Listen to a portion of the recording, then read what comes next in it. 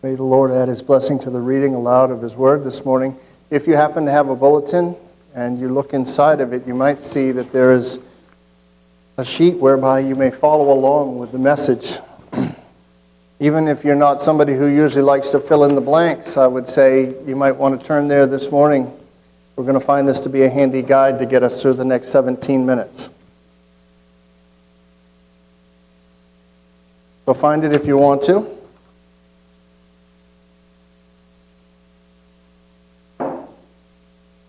And we're going to buzz right through these first few points. That's why I want you to find it. We are pressing on in our journey through 2 Timothy chapter 3. We are nearing the end of this study. We have just a few more weeks to go. Today we're in the 4th verse. The Apostle Paul is describing for Timothy and obviously for us what it's going to be like in the last days, what people are going to be like, what the culture is going to be like, what the world is going to be like.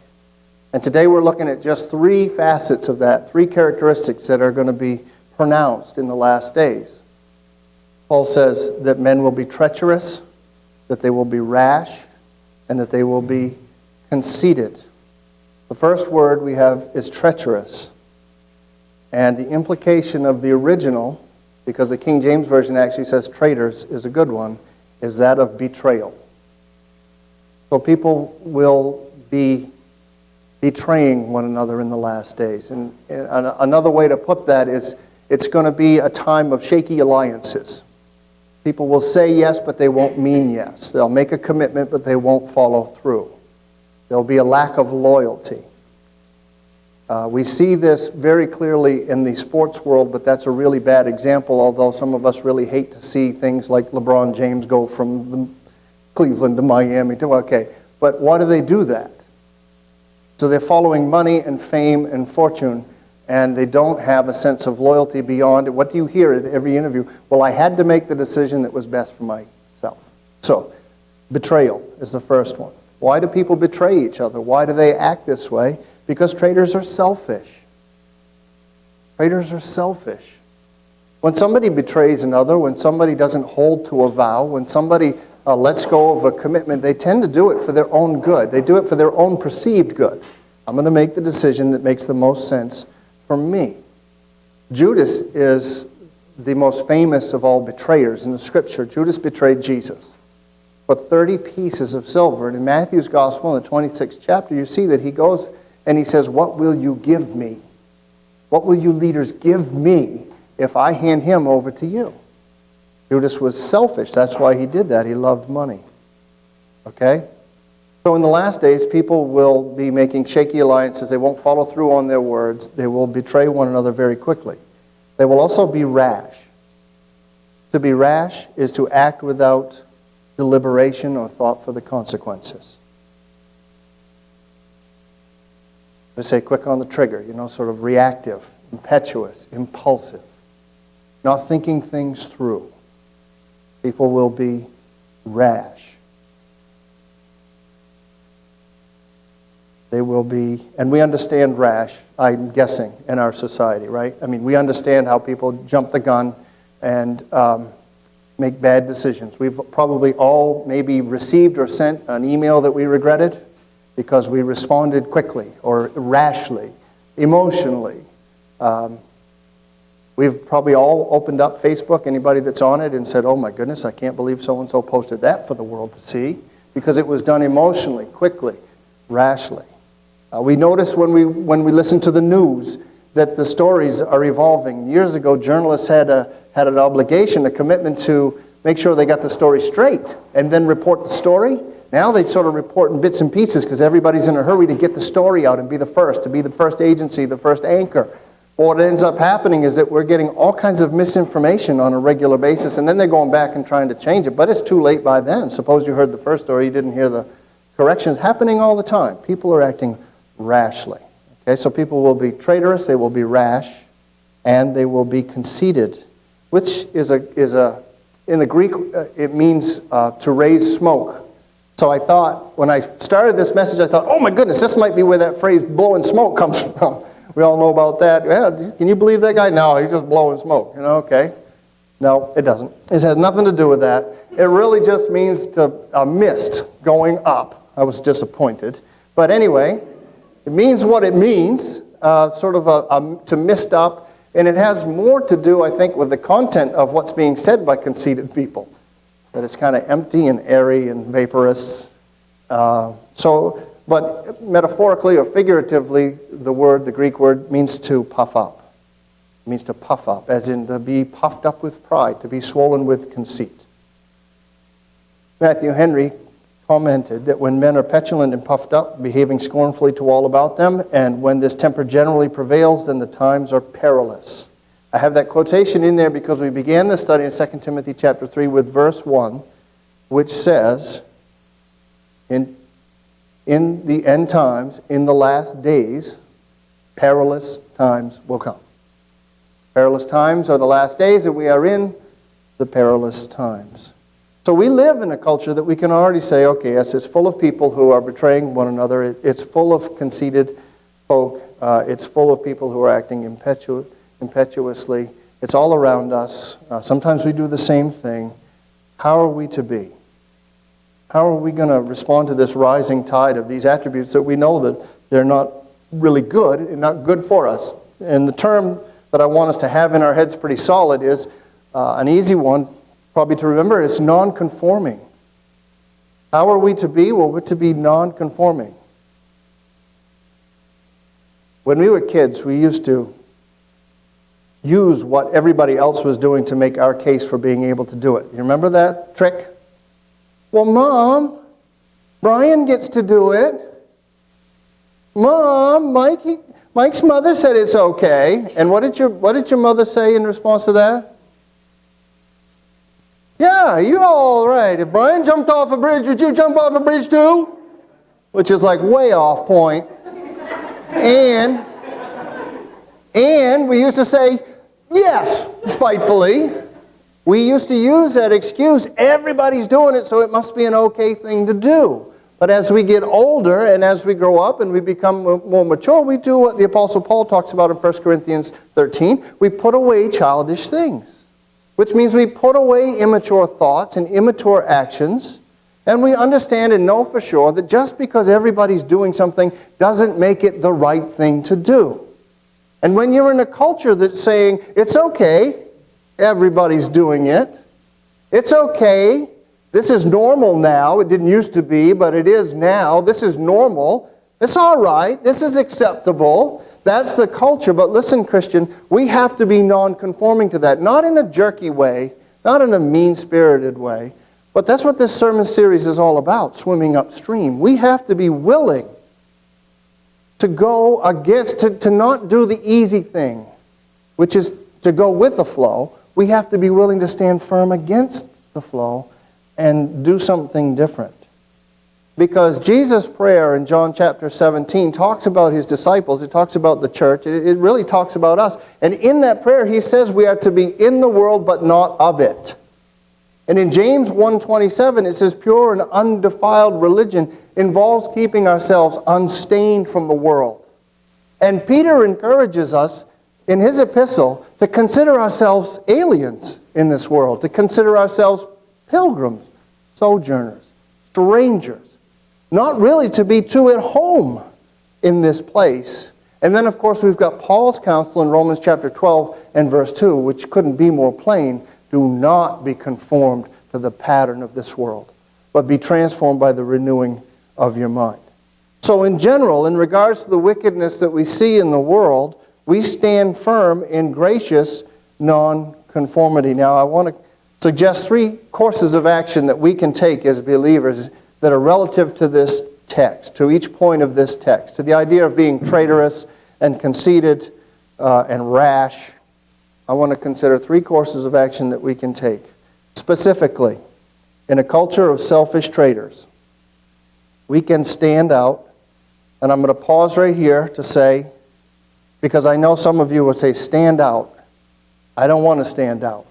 I want to blend in. I don't want to have attention called to myself. I don't want to be different. Actually, isn't that one of the things that we struggle with in terms of just plain obedience to Jesus? Is that doing it makes us different, and we'd rather fit in because we don't I mean, it's hurtful to be different, right? It's hurtful to have friends who, oh, no, she doesn't do this and he doesn't do that. Oh, okay, well, what are our choices? All right? We don't want to stand out. Even in a secular crowd that's going down the wrong way, we might want to sort of just hunker down and hope not to be noticed. But that's not what God calls us to. Listen, this might be hard to swallow, but for sure, God intends for His people, because of their conduct and by their obedience and by their behavior, God intends all that for us to be remarkable because of our goodness, to be set apart because of our willingness to be different.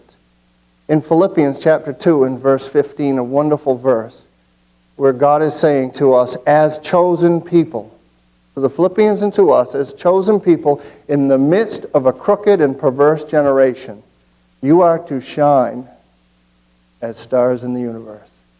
You're supposed to stand out. People are supposed to notice. Not that you're calling attention to yourself, so let your light shine that people can see your good works and glorify who? Your Father in heaven. So if we stand out, it's not for our own good, it's for the glory of God. So in a culture of traitorous people, we can stand out as selfless servants. Remember, traitors are selfish. The ones who are quick to betray, who are quick to forsake vows and commitments, they're seeking their own personal profit, what they perceive to be their own good. They're looking out for themselves, and the Bible tells us to look not only for our own interests. By the way, nothing wrong with looking out for your own interests. The Scripture says just don't stop there. Don't look out only for your own interests, but also for the interests of others. In Romans 15:2, it says each of us should please his neighbor for his good, to build him up. In other words, we do have a responsibility to one another, to do good. The question to that the answer to that old question, am I my brother's keeper, is yes, resoundingly yes. I am to be my brother's keeper. I am to be the lover of my neighbor. So, instead of this popular what have you done for me lately attitude that's all around us, we can choose to adopt a posture of servanthood, which means we're not interested in getting our own needs met first. And who is that like? But Jesus. In Philippians chapter 2, verses 6 and 7, it says of Jesus, being in very nature God, he did not consider equality with God something to be grasped, but made himself nothing, taking the very nature of a servant, being made in human likeness. So what I'd like you to do is just think for a little bit this morning, if you will, not so much about what you can get in this world, which is kind of like how we're hardwired and where we're pushed. Not so much about what you can get. Don't think about that. I'd like you to be able, if you can, and it takes God's grace to do this, but step back from being angry about the things you're not getting. Step back from being angry about the things that you're not getting. Some of you in this fellowship have not gotten things you really should have gotten. You should have. By all standards just of common decency and rightness, you should have gotten these things. But you didn't.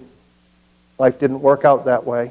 And if you want, you can spend the rest of your life mad, angry, upset about that and let it affect every area of your life. So I'm asking you to step back from that if you can and adopt a biblical perspective, which is not what can I get, and not what am I righteously angry about, but what can I give? In other words, the focus isn't on you anymore. What can I give? Think about that. In your relationships, what can you give? In your workplace, what can you give? In your church fellowship, what can you give? How refreshing. How noticeable. How much like Jesus. To be a person of sacrifice who looks out for the well-being and the benefit of others first. And what a wonderful family that makes. What a wonderful church, neighborhood, community, world if we put this into practice. So, first, selfless servants. Not traitorous and treacherous, selfless servants. Second thing we can do in a culture that's rash and reactionary is we can stand out as those who reflect and then respond.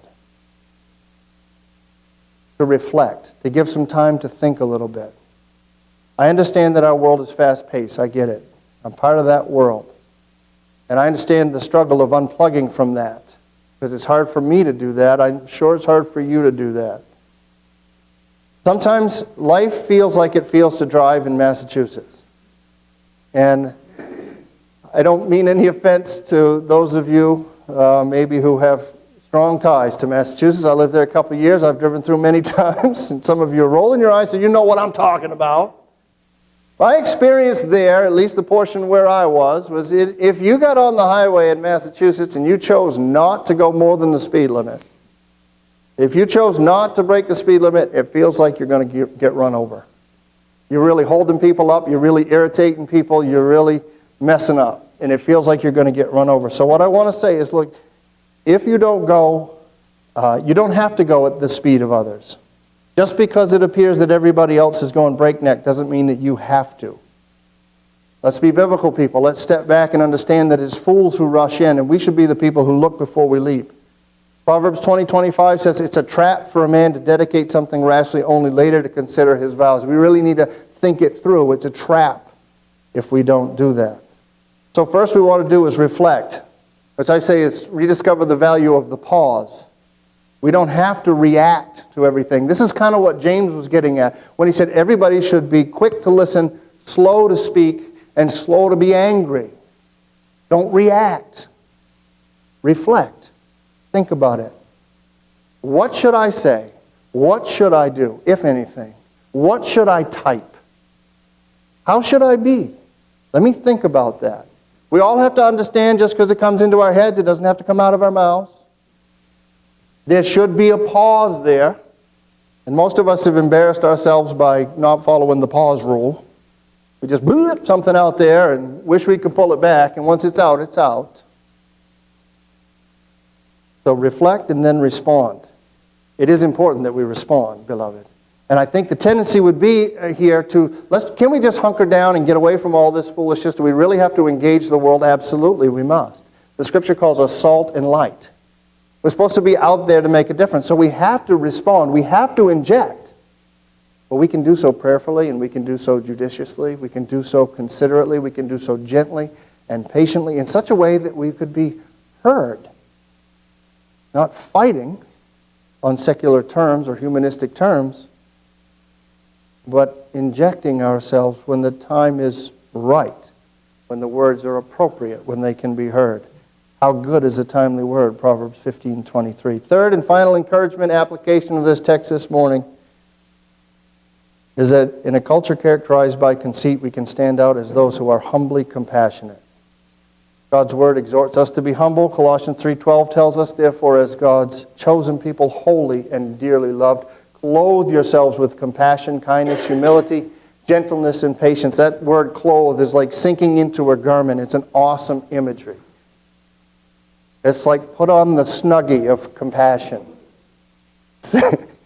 Sink in, like whoever buys a Snuggie.